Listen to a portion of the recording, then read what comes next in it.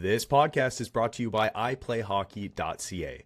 iPlay is the leading hockey insurance provider to coaches, camp instructors, spring and summer hockey leagues, and tournaments across Canada. If you need insurance for hockey, iPlay has you covered. iPlay also provides hockey players and coaches with a wide range of free tools, drills, and skills in their drill vault to enhance on-ice performance, and they provide crucial off-ice knowledge as well. So if you need insurance for a hockey team, league, or camp, or if you just want to teach your kids some new drills, head on over to iPlayHockey.ca and check out their new website. What's up, everybody? Welcome to episode 276 of the Boys in the Booth podcast. It's me, Harper Cody. No Chad Melbourne or Casey Abrams for this episode. They had prior commitments, but that's okay. The show must go on, as we say, and it's been a while since I've done a solo pod. Quite a while, I think, as a matter of fact. So that's okay. Hope you had a terrific Easter weekend. I certainly did, as we are recording here on this Easter Monday, getting close to 7 p.m. Eastern time. And as we always do, we will kick it off with Core 4 Stories. Here we go. All right, Core 4 Stories for episode 276 here on the Boys in the Booth podcast. And we will start with the big news out of Toronto last week. And I want to keep this brief because we want to talk about this with Chad Melbourne, of course, the Leafs fan on this pod, and maybe John Kiriakou as well. Those guys are always great to get insights from when it comes to the Leafs, obviously. So we know about the general manager change that they made last week. They have not hired a replacement yet for Brad Treliving, but he gets let go after close to 3 full seasons with the Maple Leafs. And obviously, Toronto has been eliminated from playoff contention. It's been a really disappointing season in Toronto, and kind of encapsulated by the Radko Gudas knee on knee on Austin Matthews, the no response. And then we did get a response the same night that Brad Treliving was let go as general manager of the Maple Leafs. It happened just a few hours before the Leafs were set to have a rematch against Radko Gudas and the Anaheim Ducks in California. Max Domi dropped the gloves with Gudas and did really well, and honestly might have been the game of the year for the Maple Leafs, winning that one in overtime. And again, going back to Treliving and being out as the Maple Leafs GM. So Brandon Pridham and Ryan Hardy, 2 of their assistant general managers, take over on an interim basis, kind of as co-GMs. And the search is on for a replacement full-time for the Maple Leafs. A very interesting press conference with Maple Leafs president and CEO Keith Pelly of MLSE. As a matter of fact, Pelly not in that role with the Maple Leafs. That is with Maple Leaf Sports and Entertainment. Very interesting press conference that he gave to the media earlier last week. Again, we won't get into it too much, but basically saying that he's looking for a general manager who is data-centric. He also talked about, someone being the head of hockey operations. And so we may see a couple of hires here. We may see the Maple Leafs hire a president of hockey ops and a general manager, which I think would be really good. I think it was a mistake not to replace Brendan Shanahan as president. Pierre LeBrun of TSN mentioned that, and Elliot Friedman mentioned the fact that it's just too big of a job for one person to try to run the hockey team, to try to run the Maple Leafs, and to try to manage up. And also, Keith Pelly can't do it himself. He's the CEO of MLSE. He's got like 5 or 6 other sports teams to worry about. He's got the Raptors, he's got the Blue Jays, although you don't really have to worry about the Blue Jays because they just went to a World Series. You've got the Argonauts, you've got TFC, and the list goes on. So he doesn't have the time to do all of this, nor does he want to. He made that very clear. So we'll see how this all shakes out. Again, really looking forward to getting some insights on this from Chad and John Kiriakou after the season. Would not be surprised if they did sort of a Leafs episode and dissected all of this. So we can look forward to that at season's end. But just quickly glossing over some candidates, some potential names that are out there. Doesn't sound like it's going to be Doug Armstrong from the St. Louis Blues. He is signed on to be the president of hockey ops for 3 more seasons. Alex Steen is set to take over as general manager next year, and Armstrong wants to be there for that transition, as it's been talked about many times in St. Louis. So despite his name being out there and connected to the Maple Leafs, it appears that is out. Then we have a guy like Sonny Maeda, who has done very well with the Florida Panthers after 3 straight trips to the Stanley Cup final. They have a very deep front office there. Maeda certainly will be in the running for this job. Another guy is Mike Gillis. He has been out of the NHL for some time, but he is definitely a quote unquote data centric guy, which Keith Pelly is looking for. So you're going to see his name out there quite a bit. And then Brandon Pridham, a guy that you already have in-house, a pretty smart guy. He's been an assistant GM with the Maple Leafs for some time now. Very knowledgeable when it comes to the salary cap and sort of managing all of that. So he will definitely get a look for this job as well. So we shall wait and see what happens in Toronto. I think it's going to be a fascinating offseason in Leafland. A lot of changes coming as the Maple Leafs look to do like what we saw with the Boston Bruins and the Washington Capitals, sort of retool on the fly and get back to being a playoff team right away. The Maple Leafs missing the playoffs for the first time in 9 seasons here in 25-26. All right, let's get to our next item here. And big coaching change, another late season coaching change that we had in a week in the National Hockey League. First, of course, it was John Tortorella coming into the Vegas Golden Knights for Bruce Cassidy with 8 games remaining. And so far, it's looking pretty good with Tortorella behind the bench in Vegas. Now we get the New York Islanders surprisingly letting go of Patrick Waugh, replacing him with Pete DeBoer with 4 games to go. And the Islanders, of course, just outside of a playoff spot in the Eastern Conference, looking to get in. They've had a terrific year thanks to guys like Matthew Schaefer and Elias Sorokin, who we'll be talking about here in a little bit. For when it comes to the Vezina Trophy odds, mind you, expectations have been raised on Long Island, and the Islanders lately, it hasn't been trending well. They've lost 4 in a row, I believe 3 and 7 in their last 10, and they're looking to make the playoffs again because of Schaefer and Sorokin, Bo Horvat in the prime of his career. A lot of good pieces there. You spent some assets, including a first-round pick to get a guy like Braden Shen. You brought in Carson Soucy. You made some adds at the deadline.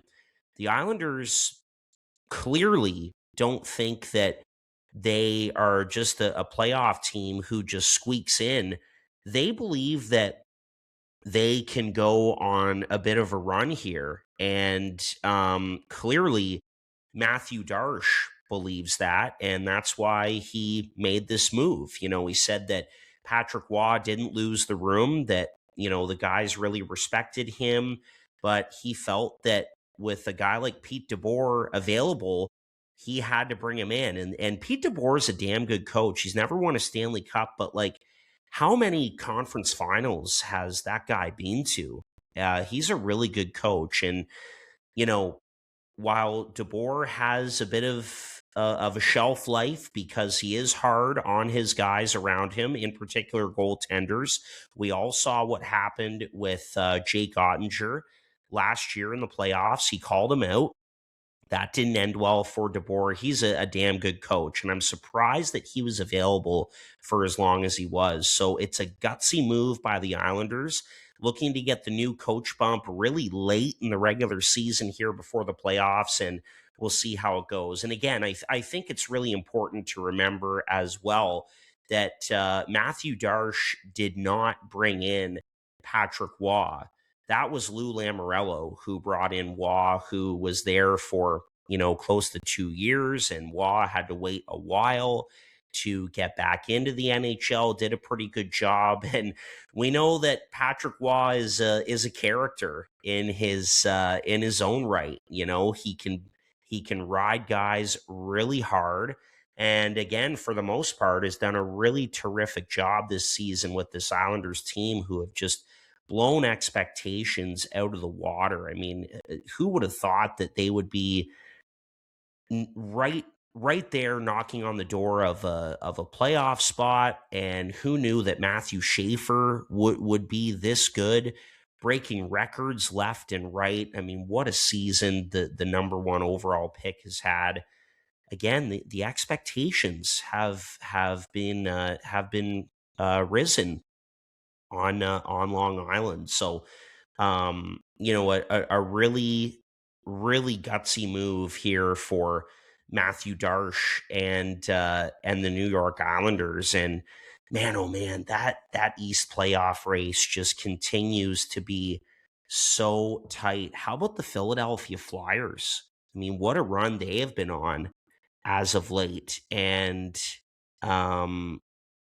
Rick Tocchet may be a guy that we talk about in a little bit here for the Jack Adams. And by the way, we're going to get to odds for the Vezina and the Jack Adams here in a little bit. But first, we got to finish up Core 4 stories. And this is a nice surprise. Cory Morrell, a.k.a. Chunk, good friend of the show, popping on here unexpectedly. Chunk, what's going on, man?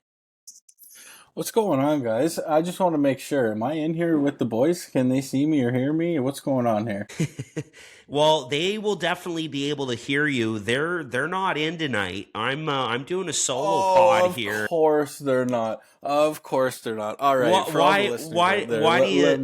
Why do you say that? What's going on here? First of all, what a nice surprise this is. But what's going on here? Well, I just guessed the link to the pod here. I'm glad I got it right. Listen, it's a little funny because it is the first episode since the Buffalo Sabres have made the playoffs, and all of a sudden nobody can join tonight. That's a little peculiar, don't you think, Harp? I think so. This podcast wasn't even a thought back in 2011. Harp, I was thinking about it. Think that was the year that we met, was 2011, maybe a little earlier. And I was thinking we've had a lot of beers together over the years. Of course, and we've never had a beer with the Sabres in the playoffs. Can you imagine that? Oh man, it's just crazy. It is crazy. It is crazy. So while they're not here and they won't do it, I want to ask you, how are you feeling? Oh, brother. First of all, God love you for asking me and for hopping on here. Total surprise. And it's hard to put into words. It really is. You mentioned the fact that we, you think we met in 2011. I mean, it just goes to show, like, that's how long we've been buddies for, and like with a lot of guys that we know, and 15 years, man. Like, who would have thought that a rebuild or several rebuilds would take this long, and that it would take them 15 years to figure it out? But they finally have. Buffalo is a hockey town through and through. I'm just so proud to be a part of this fan base and to root for this team. It's hard to put into words, man, and it's hard not to get emotional.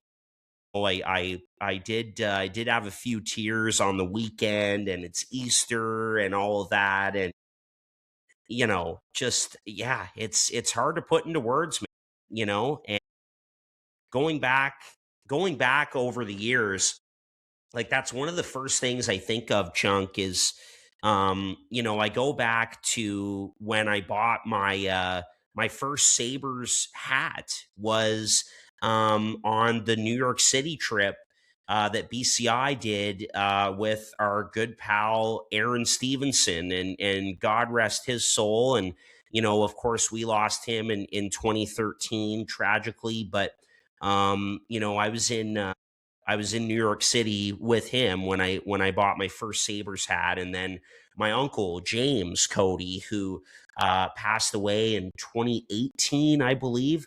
He played college hockey in Rochester. I mean, him and my Right. dad used to go to Sabres games at the old Odd back in the day. Hmm. And so that's what I think about, and that's how long it kind of goes back. And it's been some tough sledding over the years here, but I just couldn't be happier, and it's hard to put into words, man. I appreciate you asking, and I know those guys are happy for me too. I know they are, and I know it's pretty I know they are. friggin' I convenient know they that are. they're not available for this one. It is Easter weekend, I get it, but it's it's Yeah, yeah. it's it's cool that you jumped on here, and we get to kind of pound on them a little bit. Two guys who have two teams that won't be in the postseason. I think that might have something to do with it. But Chunk, That you and I could, are yeah. on the same page here. Like, come on, boys. You got to be happy for the old Sabes finally Yeah. getting in 15 years for the first time. Well, BetterHelp is the paid partner of this video. The new year is a blank space for you to write a new story. BetterHelp makes it more convenient to get you started. BetterHelp is fully online, making therapy more comfortable and convenient. They carefully make sure therapists on the platform are well qualified, and their customer support team is there to help you if you have any questions. With over 7,000 reviews and a 4.5 rating on Trustpilot, BetterHelp is a platform you can trust. Your next chapter starts today. Get 10% off your first month of BetterHelp online therapy at betterhelp.com/boysinthebooth in paid partnership with BetterHelp. well, you know what I did, Herb? I went back and I listened to a lot of old episodes because I wanted to get on here when the boys were ripping on the Sabres, and I found a couple quotes that I won't share because they're not here. But one thing I noticed, like listening to them, like over the years, it's kind of been the same thing. Like when you guys do your um, preseason or like first month of the year, like division rankings and expectations and stuff like that. And it's always kind of been the same for Buffalo. And it's like, okay, we've added a couple. Yeah, we lost this, but could turn a new page. Like could be different, could be different. And then every year around this time, it's always the same. Well, no, they missed. And you can just hear it in your voice, like how much you wanted it. Every year, like if you go back and listen, you're like, please just let this be the year. So, and just that's what I took from it. Like I went to get clips from the boys, and all I could take from it was just how bad it, or how much it meant to you and how bad you wanted it. So I'm happy for you, man. And, Oh, yeah, it's been a long time coming, and yeah, it sucks that obviously Leafs and the Devils didn't make the playoffs, but yeah, I just came on to say, if we're not all on the Sabres bandwagon, what are we doing? Even if the Blue Jackets get in, I will be rooting for the Sabres. So man. unless of course they play each other, then it's friends off, and this conversation never happened. But we'll see. Well, exactly, and what a series that would be. And we've got a game coming up here between the Sabres and the Blue Jackets too, which should be a good one. But yeah, man, just Chunk, I love you, brother. Just thank you, and it's been great. Like people have been friends of ours, other guys we know have been sending me messages and like, oh, how does it feel? Like they finally did it. Like which I really do appreciate. So thank you to everyone that's reached out and have wanted it for so long. And I'm just so happy, man. It's been a long time Yeah. coming. And that fan base, that city, they deserve it. They deserve it. And guys like Dowleen and Thompson, guys who have been there and committed, I mean, they deserve it, man. And it just, Yeah.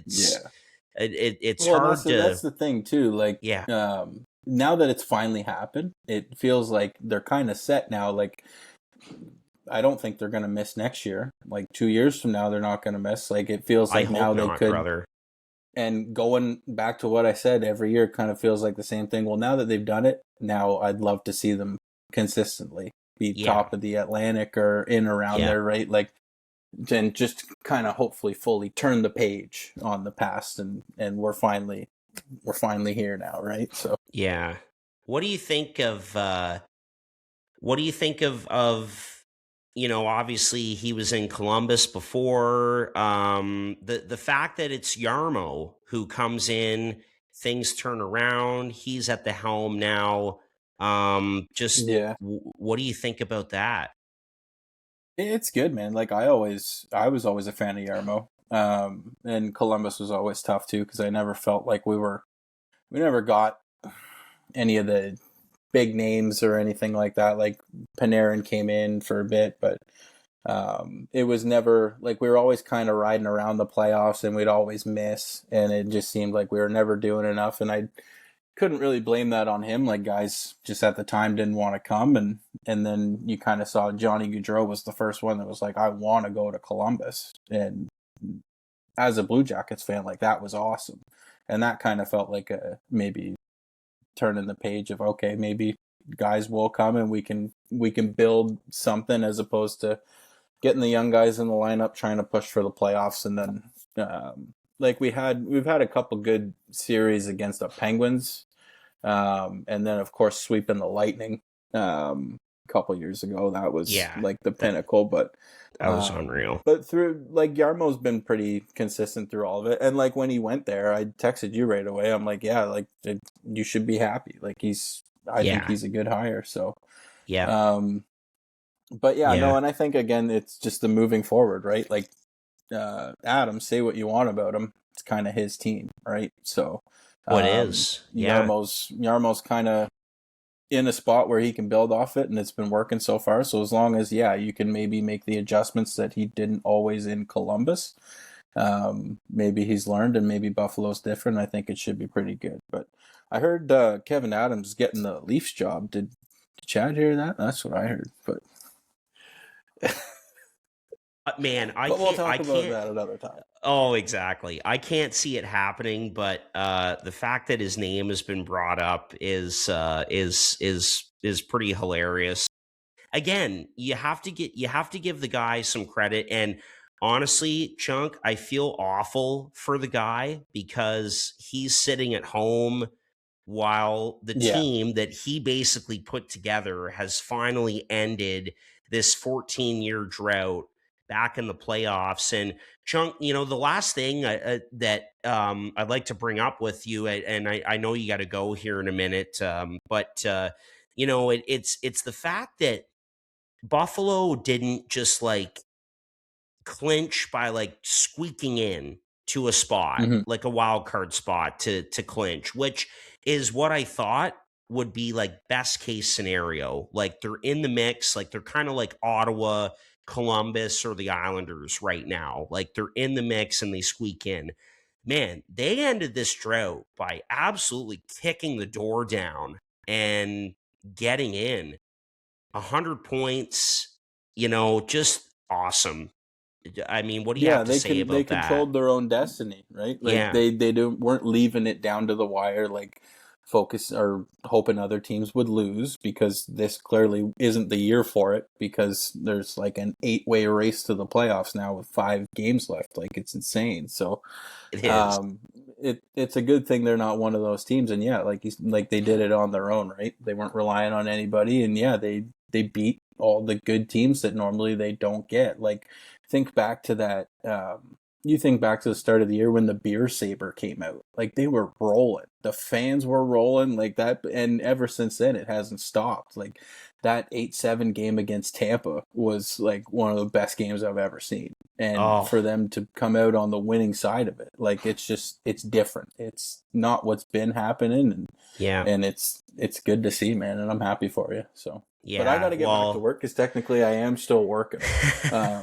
So yeah, we'll man. have to keep this Sabres talk going. But yeah, thanks for having Of me on, course. man. And Of course, man. Well, like hey, such we haven't done anything yet, right?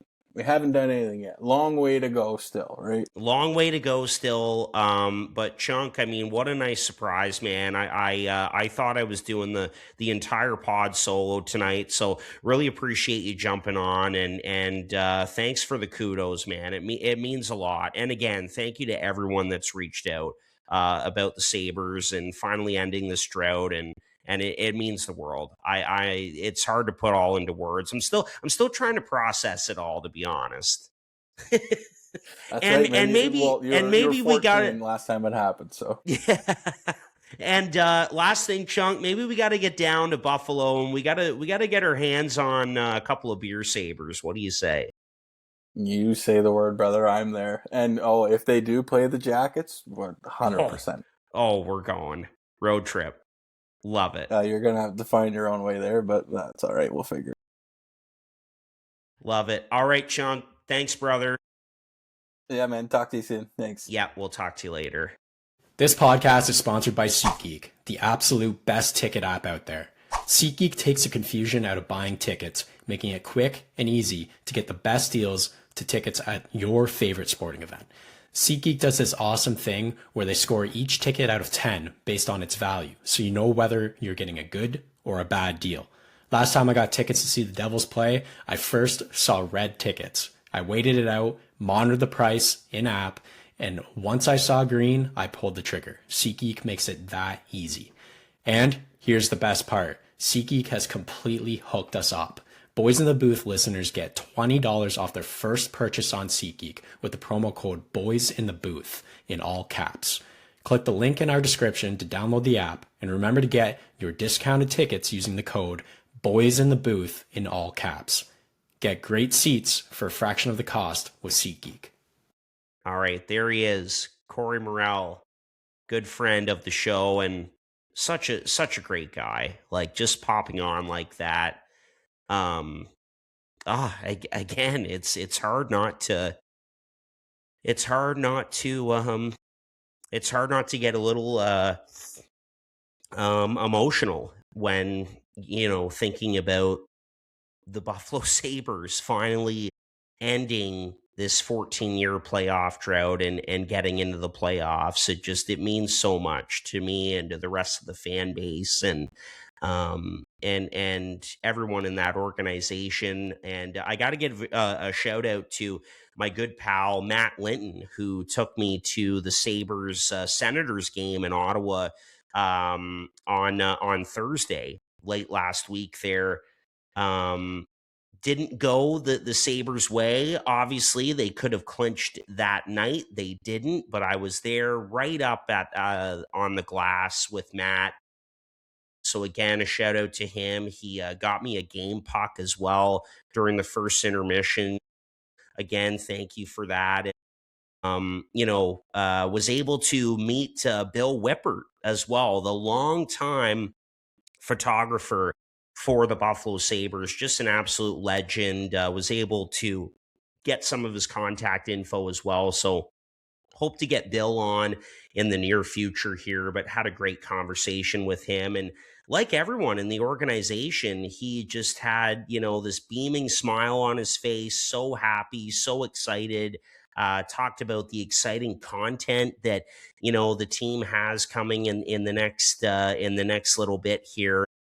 Just what an exciting time, and we better not go too long here because Buffalo is playing the Tampa Bay Lightning in a rematch from that incredible 8-7 game that we saw, back in March there in Buffalo, and they've got the black and white and red goat head jerseys on tonight against Tampa Bay in a rematch there in Buffalo in front of what I'm sure is another sold-out crowd at KeyBank Center. First game back in Buffalo since the team clinched. So that is happening right now as we are recording. But we still have to finish up Core 4 stories, and we will do it by wrapping up with some breaking news here. This just coming down the pipe. The New Jersey Devils parting ways with president of hockey ops and general manager Tom Fitzgerald. They released a great big statement on their social media as well. So Devils managing partner David Blitzer announcing that Tom Fitzgerald will depart the organization. And so there we go. Quite a way to wrap up Core 4 stories here for episode 276. Tom Fitzgerald is out as president of hockey ops and GM of the New Jersey Devils. And honestly, not surprised by this news. The Devils have had a disappointing season, very up and down.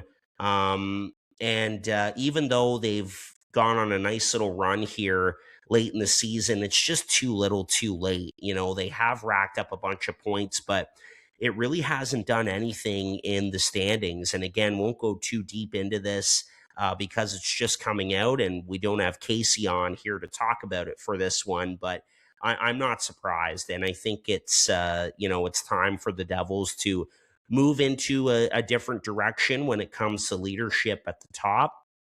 Tom Fitzgerald's certainly a good hockey executive, and as Elliot Friedman has mentioned, could very well be in the running for the Nashville Predators GM job. He was their first captain in franchise history and really enjoyed that, according to Elliot. So could certainly see Tom moving on there, but we'll see what happens. Tom Fitzgerald out as president of hockey ops and GM of the New Jersey Devils. And again, not surprised. I mean, the Devils' expectations were much higher coming into this season. They're not going to make the playoffs, despite a nice little run here at the end of the season, but just too little too late. And I think too much inaction from Fitzgerald as well. We knew that the fan base was upset, around the trade deadline and even before then when they missed out on Quinn Hughes, who ended up going to Minnesota because of players with no move clauses and trade protection and this and that. They didn't end up moving Dougie Hamilton. And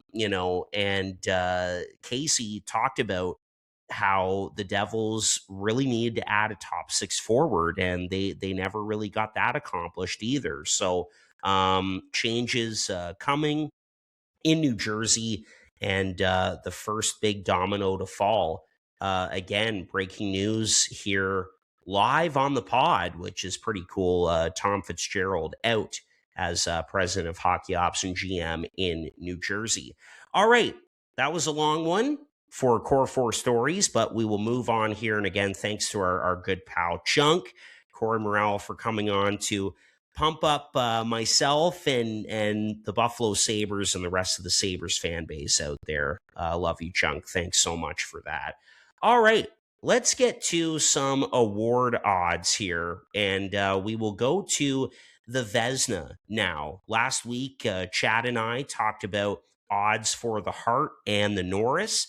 And in this episode, we'll talk about odds for the Vezina and the Jack Adams for Coach of the Year. So we'll start with the Vezina Trophy. Again, this is the award for Goaltender of the Year. And the current odds right now on FanDuel have Andrei Vasilevsky of the Tampa Bay Lightning in the lead at minus 245, Ilya Sorokin at plus 200, and Jeremy Swayman in third at plus 1,500. And just for good measure, we'll throw in the fourth there, Logan Thompson at pretty long odds at 7,000. So there we go. Vasilevsky 1, Sorokin 2, Swayman 3, and Thompson 4.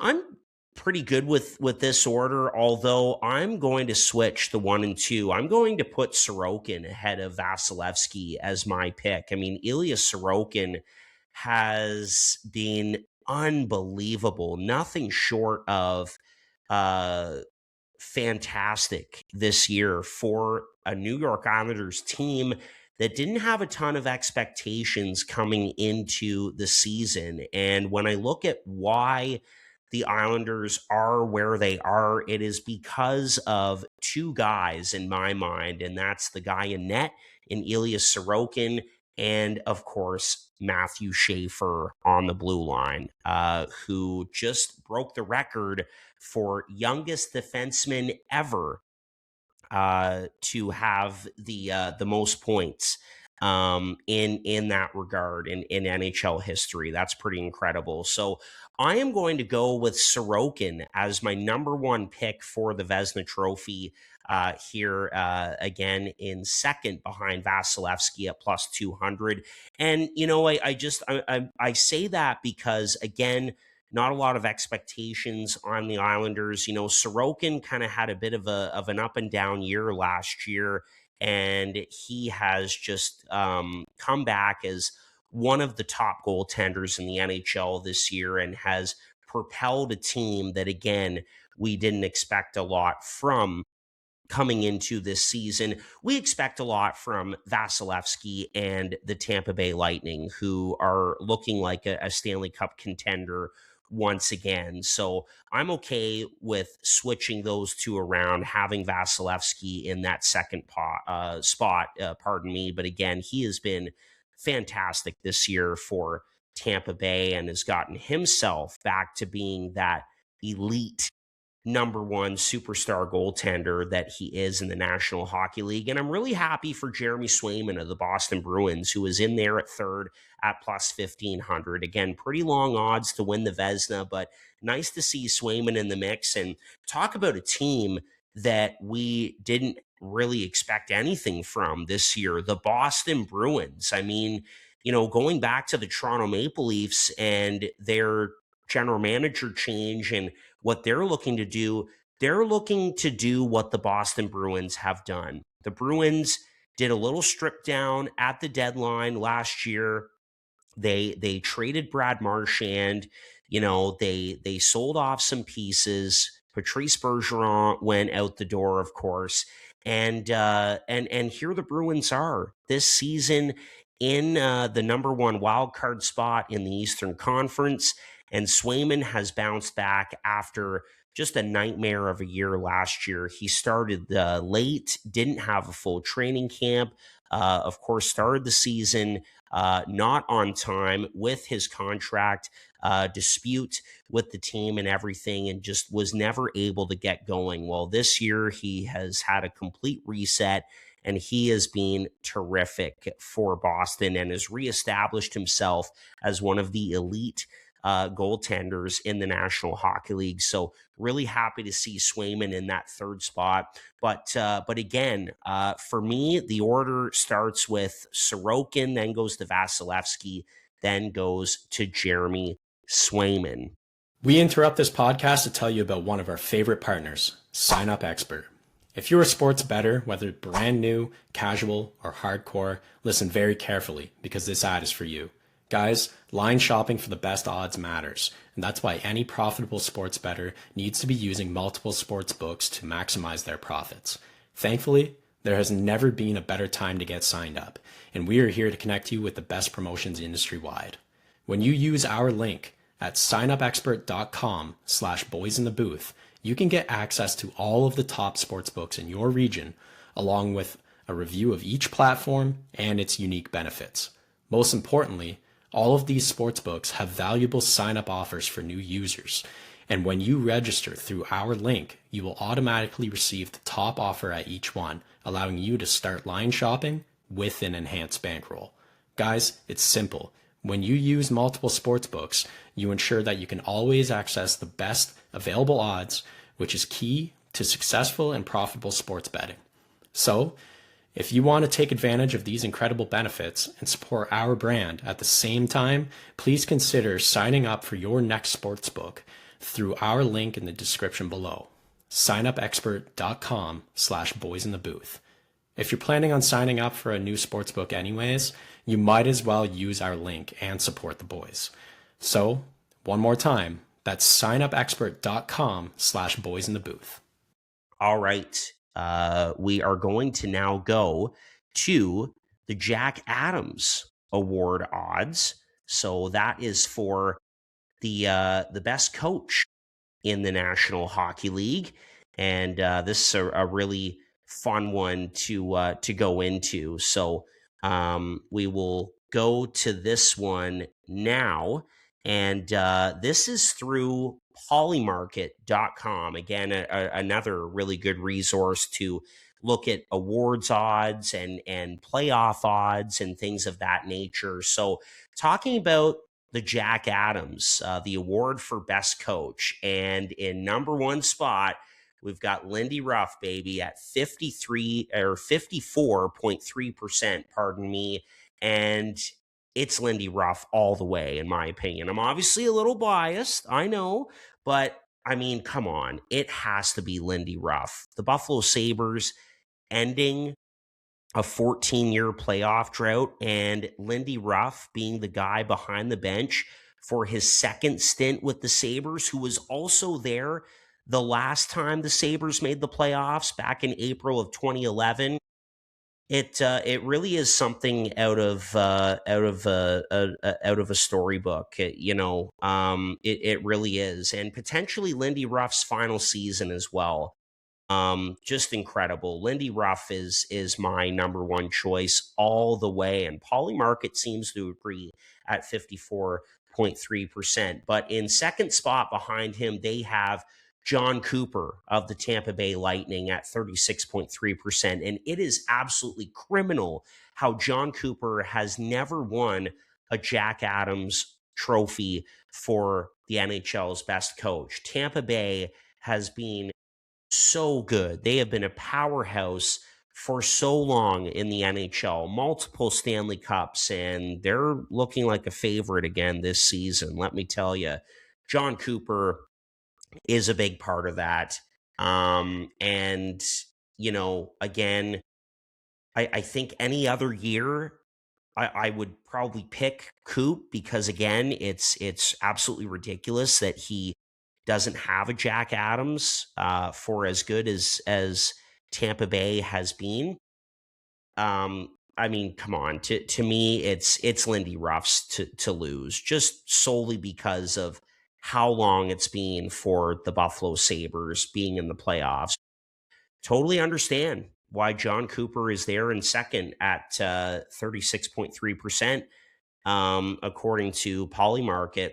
Then in the third spot, we've got Ryan Warsofsky at 13%. What a story the San Jose Sharks have been this year. If they make the playoffs, if they find a way to here, which they have a chance to, Macklin Celebrini is number one on my heart ballot 100 times out of 100. And Ryan Warsofsky has done a heck of a job. And he is one of those young, up-and-coming coaches in the National Hockey League that are kind of setting the table for the next wave of coaches. And, it starts with Spencer Carberry in Washington, who Warsofsky credits a lot to for getting him to this point. He was very emotional talking about Carberry and the relationship he has with him and how much he's learned from him when he got this job with the San Jose Sharks. And Warsofsky is of that same mold. And so the job that he has done with the Sharks this season, getting the best out of Celebrini for starters, Will Smith, Colin Graff, an undrafted college free agent who's now a 20-goal scorer, and the list goes on. Warsofsky has done a heck of a job, and if San Jose can make it, Warsofsky has got an outside chance at winning the Jack Adams here. So he's in third at 13%. And then we have Dan Muse, who, pardon me, is actually in third at 16%. So that's my bad. I misread here. So Dan Muse in third at 16%. Ryan Warsofsky in fourth at 13%, but it's very close. So jumped ahead there, talked about Warsofsky, who is rounding out our four. Dan Muse is actually in third spot, and I totally get it. Again, talk about a team in the Pittsburgh Penguins that, I'll just be honest, I thought they were going to finish 32nd in the National Hockey League. I thought it's the perfect scenario. Gavin McKenna is playing at Penn State, not too far from Pittsburgh, of course, and it would be perfect. Sidney Crosby is getting towards the end of his career. By the way, 21 consecutive point per game seasons. Incredible for Sidney Crosby. I really hope we see him at the next Winter Olympics. But I thought, it would be perfect. McKenna, Penn State, gets drafted number 1 overall by the Penguins. Crosby is there to pass the torch to him and mentor him for a year or two. And then McKenna takes over and it's his team. And the Penguins have another generational talent potentially to build their team around. That's what I thought. And I think the Kyle Dubas and company and the Penguins, they didn't think they were going to be very good this year either. But here they are, knocking on the door of the playoffs. Very much looks like they're going to make it. And such an interesting roster. It's a lot of reclamation projects. You look at the way Yegor Chinnikov has played since coming over from the Columbus Blue Jackets. Ryan Shea. I mean, when I saw my first Pittsburgh game with him in the lineup, I was like, who is this guy? Where did he come from? Ryan Shea has had a terrific year on the blue line for the Penguins. Justin Brazeau, Connor Dewar, Anthony Mantha is a 30-goal scorer. How are you? What's that next contract going to look like for him? Dan Muse has them playing fast, entertaining, fun hockey. This is a fun team to watch, and they've got that perfect mix of veterans and young players. I should mention Ben Kindle as well. I totally agree with Jeff Merrick, the host of The Sheet with the Nation Network, who said if it was any other NHL organization other than Pittsburgh, Ben Kindle probably wouldn't be in the NHL. But here he is and having success and is one of the top rookies in the NHL.